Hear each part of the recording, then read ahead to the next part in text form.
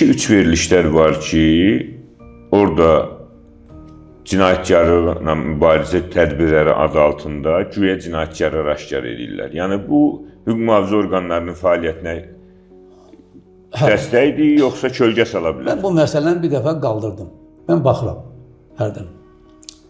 Və orada çox ciddi məsələlər var. Yəni hüquq mühafizə orqanlarının fəaliyyətinə aid olan məsələlər var.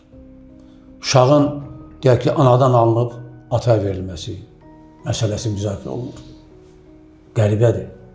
Amma bu məsələ kifayət qədər məhkəmənin fəaliyyətinə aiddir. Kimsə valideynlərdən biri, ata ya ana iddia ərizəsi ilə məhkəməyə müraciət etməlidir.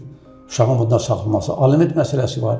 Və yaxud da ana ailəni tərk edir. Nə qızına qalmaq istəyir, nə oğluna qalması. Gəlir, sığınır ki, mənə yer verin, mən buradam. Nə qədər məsələlər var ki, bu televiziyanın səlahiyyətinə aid olmayan məsələdir. Hətta cinayət açılır. Bir mənalı şəkildə. Bəli, cinayətlərin açılmasına bağlı təkliklər verirlər. Bu, istintaqın işinə müdaxilədir. İstintaq elə bir, məsələn, bizim Cinayət Prosessual Məcəlləsinə görə istintaq işinin yayılması cinayət sayılır. Olmaz. Çünki istintaqın ağır cinayətin açılmasında istintaqın həyata keçirdiyi prosessual tədbirlər o istintaq sirri olaraq yalnız rayonun ərazi üzrə prokuroru və yaxud da polis rəisi, Daxili İşlər Nazirliyi, Baş Prokurorluq maraqlana bilər. Sonra da iş, ittiham təsdiq olunsa gedir məhkəməyə.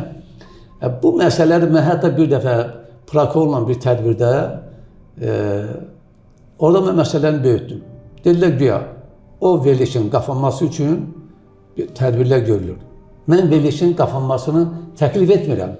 Ümumiyyətlə, bu məsələlər nə dərəcədə televiziyanın səlahiyyətinə aid olan məsələdir?